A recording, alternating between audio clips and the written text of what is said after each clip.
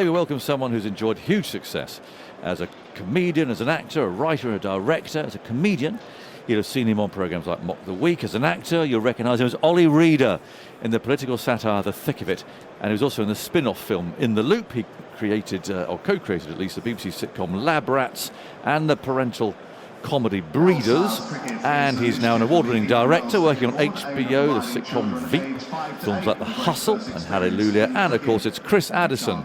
And it's lovely to have you here, Chris. I can't tell you what an honour it is to be here. It's a genuine career highlight. That's lovely, and I'm afraid it is a bit sort of sealed off. You're in a sort of a little sort of perspex cage in there. I'm sorry about that. It's fine. It's fine. I understand the protocols. I'm happy to jump through any hoops to sit here with you and look in this glorious place. Well, that's nice. And I mean, given ignore what's to our sides, I mean, is this more or less what you expected to see of a Test Match special box? The times that you've sat and listened and thought and put yourself into this place? Yes, I think so, because whenever we see little video clips of you guys, we're looking sort of backwards into the box, I suppose. But yes, this is the most glorious view I've ever had at a test ground. It's quite a job. Do they pay you as well, or do you just? Well, occasionally. I mean, obviously, it's the BBC and times are tight. yeah. But no, they do. And I mean, yes, of course, you have to pinch yourself, don't you? Because wherever we go to commentate on cricket, or most places where we go, you end up with more or less a view like this. Because actually, it'd be quite tricky to do it without a view like this, because you've got to try and see everything. Yes. How much are you using what's in front of your face, and how much are you using sort of ancillary screens? That's a good question. Okay, so you always, and even with doing television as well, you always look out. Yeah. So you commentate live. Yeah. And then, we've got a couple of screens. There's a screen to your left where we get replays and stuff. We get a screen in front of us here if the producer gets cross and tells us something to shut up or something, or emails, whatever. That comes up on there. But no, generally, you're looking out. Yeah, because you want to talk about what's going on. Yes, all around, don't you? So is this your sort of home ground then? Yeah, very much so. The Oval is the place where I've come most to watch Test cricket and any sort of cricket actually, which is peculiar for somebody who grew up in Manchester. But in fact, I've never been to Old Trafford, shamefully. Oh. But yeah, the Oval. I've been coming here for many years with Zaltzman amongst other people. Oh yes, I saw a note that you've worked with Andy Zaltzman, haven't you? Andy and I worked. When did we first work together? 20 years ago. I think it's 20 years ago. In fact, I was thinking the other day that we would have had the conversation about making our radio show about 20 years ago this month, because it was when we came back from the Edinburgh Festival, doing separate shows at the Edinburgh Festival in 2001, and we were backstage at some awful student gig somewhere. I feel it was Kingston University, and we were talking about doing something political, and we ended up doing a radio show. Andy and John Oliver and I ended up doing 3 series of a radio show for on Radio 4, political show. So, yeah, that's 20 years ago, I think. Did he talk obsessively about cricket then? Yeah. Statistics, obviously. Yeah, I can remember. So we used to meet at Andy's house and to write in the kitchen. And I can remember, amongst many distractions that we had over the time, I can remember buying Andy a Wisden cricket quiz book for your birthday. Right. And we got no work done. What I discovered on that particular day was you were very good on Australia, almost impossible to, he knew everything about any game that England had played against Australia. Pretty good on India. Everything else was shakier. Oh, I'll remember that. Well, that was. But he knew everything. We'll try and catch him up, because actually, didn't you come here and watch cricket with him? Yes. Well, I've got many memories of being here with Andy. I remember being here for Alex Stewart's last test when on that Monday. I can remember being not that far from where we're sitting now. I could just down to our right, watching South Africa the day before that, I think, and Andy getting increasingly furious because we were right next to the Barmy Army, and they were getting louder and louder, and he doesn't like that because they should be here to watch the cricket. Quite right. But he and I and my friend Anshman, who is here today as well, sitting over there by the players' balcony. We joined Surrey and planned to be here for the final test of the 2005 Ashes. Wow. Okay. So we came to all 5 days of the 2005 final test. So you lived it. We lived it. We lived that. And I think of that test often in terms of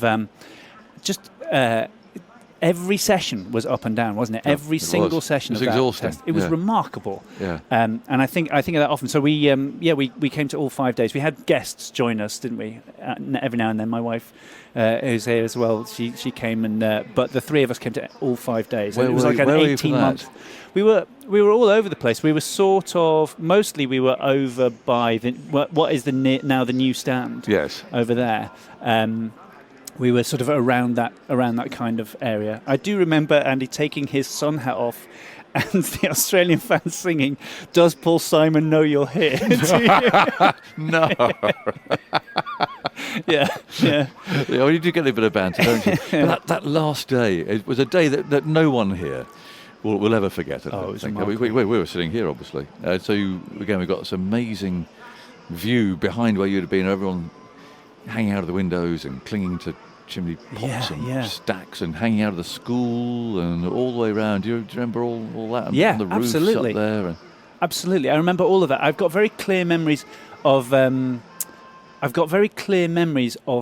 Peterson going in, I think, the second innings, because I was listening. You'll have to forgive me. I was listening to Richie Benaud because it was his last. That's fair enough. It was his last commentary That's right. in this country, and the moment that he was swapping over, I think, for the final time, was Peterson's wicket. So that's really drilled into my head. But yeah, I remember an awful lot of it. I remember the Ashes being dropped, the shelling of the catch, and all of that. Yeah, the drop catch. Ironically, Shane Warne. Yeah, ironically, Shane Warne, you've dropped the Ashes, mate.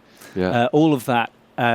It was a remarkable Test match, because it was everything that people who don't like cricket, all of the sort of cliches about cricket being boring, things not happening, low run.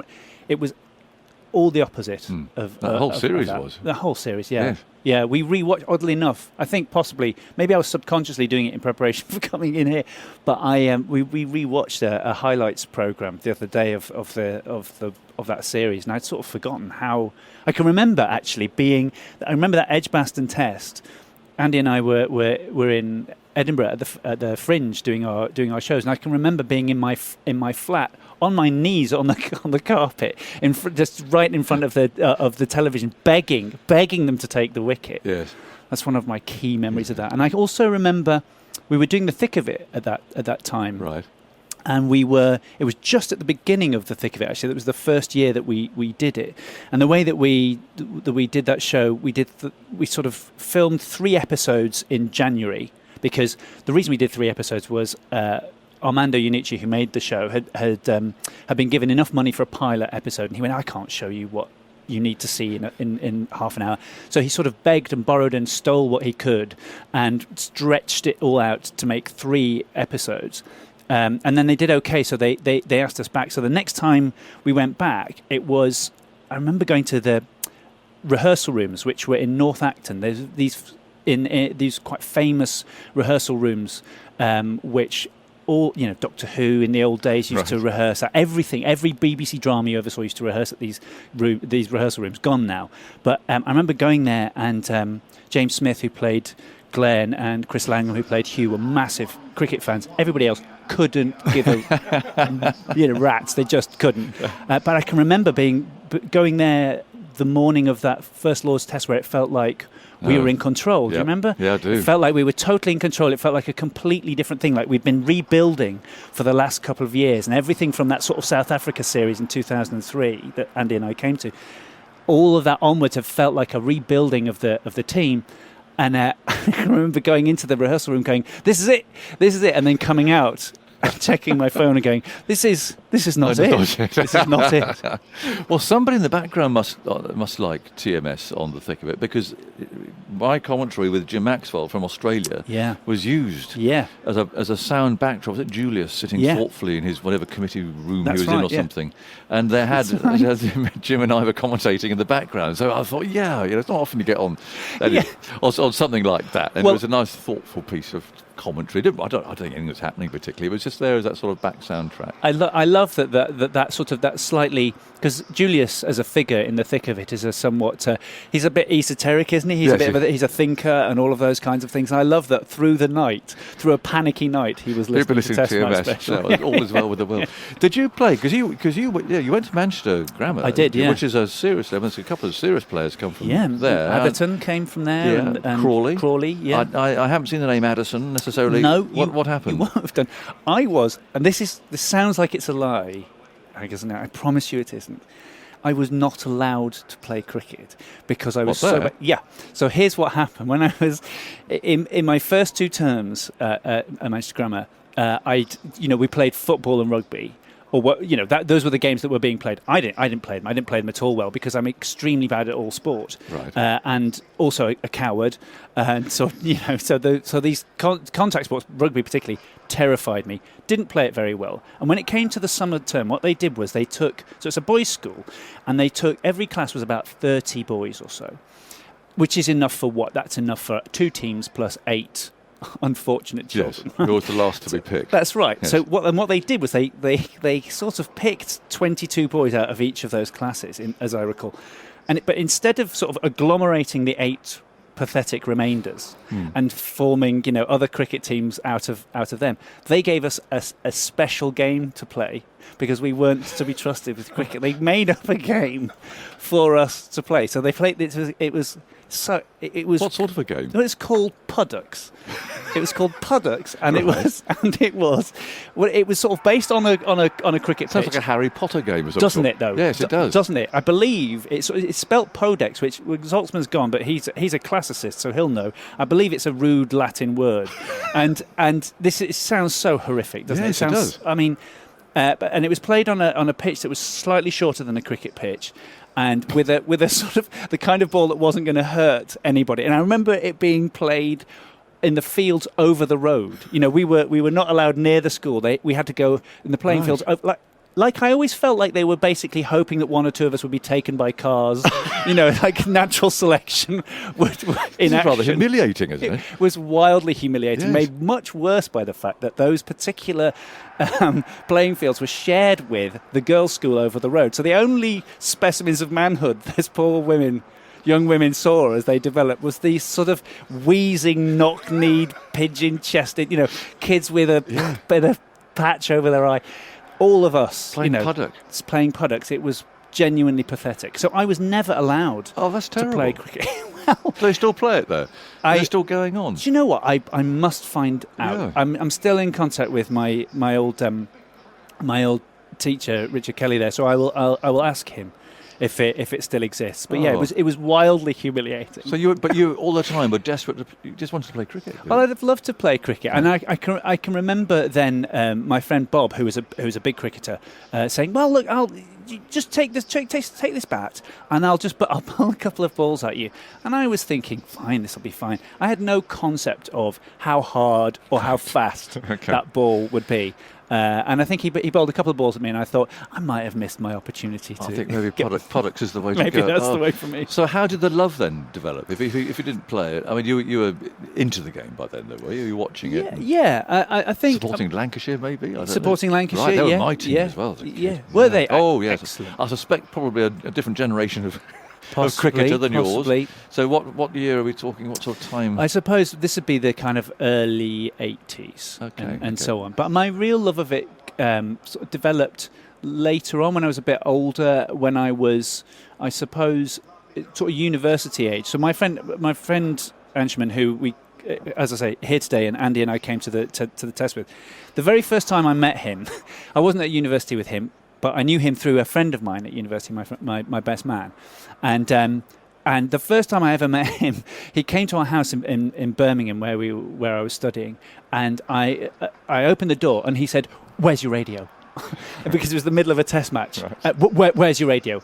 Not hello, I'm Anshuman or anything like. Where's your radio? And he went off to tune into it, and it was that sort of.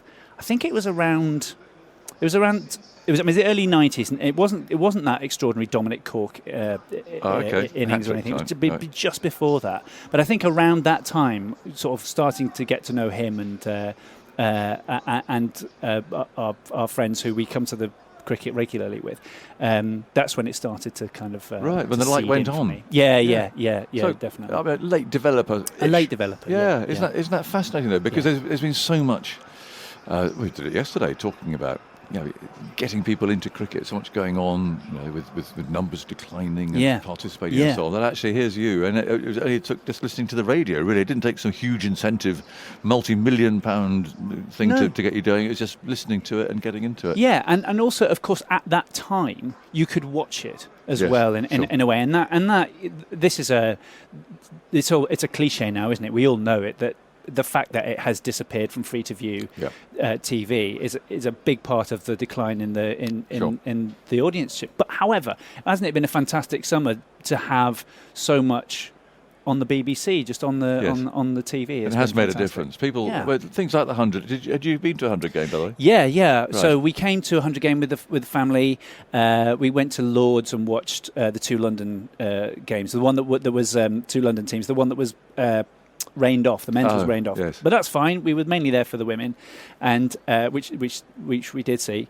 And it was great, and there were lots of kids and stuff. I do wonder, when everyone was going, it's great, there's loads of kids coming, I did find myself going, are these kids who would not otherwise have been coming? Because whenever they were interviewed on the TV, they're going, I play for a local club, and okay, so you're already into the game. Into this game. It's been tempting when they've shown pictures of little kids here at the Test matches to go on and say, kids do come to Test matches as well, they do, and because it is there, but it has been clearly focused very much on trying to get new people to come. And the atmosphere was good. And actually, you said you went for the women's game. Actually, we did, yeah. Right. Yeah. So you've really taken to the women's game. Well, yeah. I mean, we've been watching, like, as a family. We've been kind of going to see the Southern Vipers for a few years and stuff. Right. So my father-in-law, also here today, is a Hampshire man, and in fact, he had trials for Hampshire, and. He sort of started to take the kids down to watch that, and we'd go to the now Aegeus Bowl, and watch. There'd be 30 other people in there. So it's been thrilling actually during the 100 to see big crowds for the women's game. I do hope that next year with the 100, which I'm still have very mixed feelings about, but I do hope that I know they're talking about keeping the double headers. I hope they flip a few of them at least, so that the men are playing at 3 o'clock and the women are playing, after work when people can come and see. Wouldn't that be interesting? Yeah, I think it would be worth a go. Yeah. What is it about the women's game then that clearly attracts you to it? Well, I mean, I really like. One of the things that I love about the women's game is the pure joy of it. Like, there's no cricketer I'd rather watch than Tammy Beaumont. Right. Because she can play. She can absolutely play, but you're watching somebody who is as thrilled as they could possibly be with their life. And when she's at the crease, there's clearly nowhere that she'd rather be in the world. They're having the best time. And I think you do often get that in the men's game, but not sort of to the same degree. And I think there's a passion behind the women's game that it's not that it's missing from the men's, but it's just so evident. And I think that's wonderful. One of the things I've always liked about women's sport, when I sort of thought about this first really not that long ago when London hosted the Olympics, and on the BBC Red Button, you could see everything that you wanted to see. That when you were if you compared, you watched men's volleyball and then you watched women's volleyball, when you were watching the women's game, you were watching a much more elegant, thoughtful, skill-based, it seemed, from an outsider's point of view, version of the game, because the men's has so much sort of power and shoving about it, whereas the women's, because they are less physically powerful, there's more in the way of, thoughtful skill. Finesse, finesse, exactly. I'm like that with tennis, actually. I'd much rather sit down and watch a women's tennis match than a men's, because men's bang, serve, bang, so. But I just think a classy women's actually got much more interest to it for me. Absolutely. But isn't it interesting that's why Federer is such a popular player, because he's not that kind of. He's not from that era of Sampras and Agassi and that just kind of ace thing. It's somebody who's, great, he's going to go to the net and we're going to see something. He's a craftsman. Yeah. Chris Addison's our guest here at lunch on the third day of this test match. The floodlights are still on, which is disappointing, but the play will be getting underway here in about 10, 15 minutes or so from now. 108 for 1 is the score, so just that one wicket taken by England this morning. It was Rahul who was caught behind. A bit of controversy about it, but it's caught behind after he and Sharma had added 60 as openers, so he was out for 46. So the situation is that India are just in the lead by 9 runs. So taking our view from the boundary, lots of cricket talk, but come on, the thick of it. I've just got to talk to you about that. Okay. It's an extraordinary programme. As I said on here yesterday, there was a former Prime Minister here yesterday, tucked away up there under a baseball cap. And I said you were coming on, actually. And I said, come on, how accurate is the thick of it to political life, and how much is clearly complete parody? And he said, these days it's a documentary. So that was a great line from someone perhaps looking a little cynically now at how politics. He's now out of it, but I mean, gosh, if that really is a documentary on what politics is like now, we're all in trouble. I wonder if it is. I think it's less a documentary and more a kind of sort of picture of a rosier, happier former time. Because the level of happier, it's all relative. Yeah. The level of competence in government now does seem to have sort of dropped since the days of the thick of it. There was. I mean, when we were making that show, constantly people would be getting in touch with Armando and saying, how did you know? We would make stuff up and then it would happen, or we'd be told it had happened. I can remember, for example, there's a scene, the very, very first episode, there's a scene where my character Ollie and Hugh and Glenn are in the back of a ministerial limo. They're on their way to an announcement. They have to announce something, but they've just been told by Malcolm Tucker that they can't announce what they want to announce. Let's watch that again another night. Right, okay. And they're desperately trying to think of something, and we've sort of improvised these ideas in the back of the car. And I said, what about a national spare room database? That happened. That happened, Angus. After, a few years later, that happened. And James says, what if everybody in the country had to carry a plastic bag? Well, no, you fundamentally do have to do that. Like, these things have all sort of happened. But I can remember one government minister from the new Labour government, which was still in when we were first making the show, contacting Armando and saying, I've been in the back of that car. I've been there. You've been there and lived that moment. Yeah.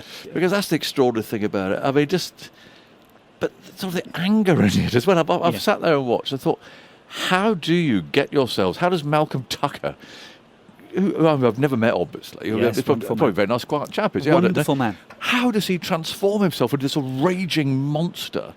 And the language, and you stand there and you take it, but you all seem to be angry at times. I mean, do you literally have to sort of count yourself into just going from normal people into these?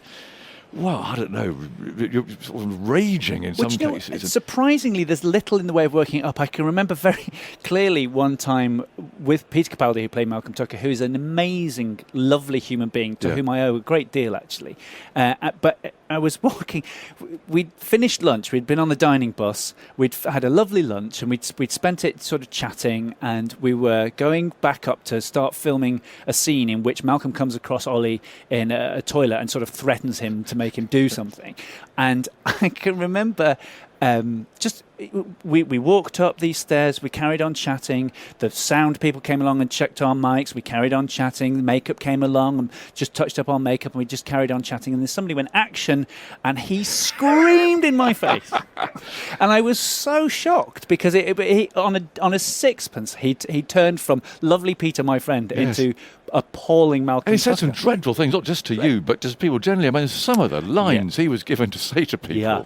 Well, you had to have quite a thick skin because it became very personal very quickly. It must have done. Yeah, I can remember we had a table read, which is where, before you shoot an episode of something, often enough, you as a cast and with the producer and director and writers, you'll sit around and read the script out loud as though it was sort of a radio play to get a sense of, because it's the only time that it'll ever be performed as a piece, and so that they can get a sense of what they might want to rewrite. Anyway, we were doing one of those with David Haig, who was getting very brilliant actor, writer, wonderful man, who came along and played a character in, I think, the third season. And and it was full. It was the first time he'd met any of us. It was full of little insults about him, calling him a Lego man, and he's got a porn star moustache and all of these sorts of things. And I remember we got to the end of the episode, and Armando said, "Yes, we should probably have warned you about that." It just became. It was so brutal for everybody. Yeah. And still, to this day on Twitter, I would think every 3 days or so I get somebody quoting a Malcolm Tucker insult at me. And was he Alistair Campbell? I mean, were you putting names to the characters? Well, the way that Armando always talked about it, and I think this is a good way, is that he was saying Tucker really represented the culture of that time and of those people, of the Mandelsons and the Campbells and so on. Peter Capaldi himself, in terms of how he put that character together, always says that he said, "Well, I've never met Alistair Campbell, so I don't know." He said, he said, for me, I just based him on Hollywood agents that I know. It sort of makes sense. Yeah. And it does live on, though, doesn't it? I mean, it's not one that drifts off into its own little time warp. I mean, it does. Anyone who hasn't seen it, it is pretty special. I tried to find Veep today. You better tell me about that because I got a bit confused whether I could watch it. Okay, I think you can get it on Sky in this country, rather than I think if you have Sky. But so that's a sort of an Americanized version. Yeah. So after we made, as you mentioned at the beginning, we made a film from the Thick of It team. Made a film called In the Loop that sort of had. Which I haven't seen. I should watch that. You'll enjoy if you like the Thick of It. You'll like In the Loop. Okay. And it's got and it's sort of about it's like the Iraq War. It's about like the decision to go to war in Iraq. It's sort of satirising that, and it has fabulous American cast, including the wonderful late James Gandolfini, Mimi Kennedy, all sorts of wonderful people, David Rashi, and after that, is Tucker in it, by the way? Tucker is in it. Oh, good, Tucker's in it. Yeah. Tucker's in it, and HBO in the States were interested in making a political show at the time, and I think that sort of brought Armando to their attention a little bit. As the Thick of It was already out in the States and had been doing okay sort of amongst people who know kind of thing. And so eventually, with HBO, he made a show based in Washington politics in the office of the Vice President, Selina Meyer, played by the wonderful Julia Louis-Dreyfus, who is such a huge star from Seinfeld and so on. But basically, it's the same writing team. It's all Brits writing it. Right. And to begin with, it was all Brits kind of directing. We for wrote an American it here. audience. Yeah. So there was an awful lot of. What do I say? We would put things in scripts, and they would go, "We would never say that." Quite often, I ended up with a sort of shorthand with Julia because I directed quite a lot of it, where she would go. She'd point at a thing in the script and go, "This is a bit too," and I go, "You want it a bit more?" She goes, "Yeah, that's it." Did they ever say we would never laugh at that? Because I'm not very good at American humour, if I'm honest with you. I can't quite make the change. But do they find our humour funny? Yeah, I think they do. I mean, they're all big Python fans, and they love like The Office was huge over there. There are always things that hit quite big. I think in the last couple of years, Fleabag has been a big thing over there, and so yeah, they definitely do. They definitely do, and I think. But fundamentally, the comedy of Thick of It and the comedy of Veep is about incompetent people under pressure, and that's a fairly universal. And is Veep very similar actually to the Thick of It then? It sort of is. I mean, I think of it as its American cousin. It's in the world of politics. It's the same kind of scramble to do damage limitation. But I think the difference is that with Veep, is the difference between Thick of It and Veep is the difference between Westminster politics and Washington politics, which is that the latter is bigger, slicker, there's more money, and we sort of had to represent that. If you look at the Thick of It, it's all the grotty rat runs of British political power, whereas the Thick of It is all the big gleaming marble corridors of Veep. Sorry, is the big gleaming marble corridors of DC. Where are we with comedy at the moment? I mean, the world sort of doesn't feel a very funny place at the moment, does it? So, I mean, are you still doing stand-up and things, or you're moved on from there? But are you doing it? Well, I haven't done stand-up for a while. Weirdly enough, Because since you ask, Zoltzman and I are doing a thing together on Tuesday. In fact, we are. Yeah, I didn't know that. Andy's much beloved, long-running satirical podcast, The Bugle. We're doing a live version of that, and I'm guesting on that. So I do little things like that. Right. Is it hard to be funny at the moment? I mean, is it challenging to make people laugh at the moment? And is anything about what's happening at the moment ever going to be considered to be funny? Do you think? I think with time, most things, and you end up finding a funny angle to most things with time. But I think that what comedy is attractive to people changes depending on how things are. So in the boom years, people quite like cynical, yes. Quite bleak comedy. In difficult times like this, people much prefer something warm and fun and less challenging and so on. And I think it's peaks and troughs. It's a cycle, really. Yes. And does it take one person to kick it off, if you like, this whole thing as being a subject that's okay to tackle? Well, it's interesting because I noticed a trailer on the TV the other day for a drama about it, and I was thinking, and really good people in the drama, made by really good people, and I was thinking, I don't want to see a drama about COVID. We're in the middle of it still. It's definitely not something I want to do, but I think it's like Brexit. At some point, there's a really funny comedy to be made about that, and it might not be the thing that we're imagining it is. Like it might be about.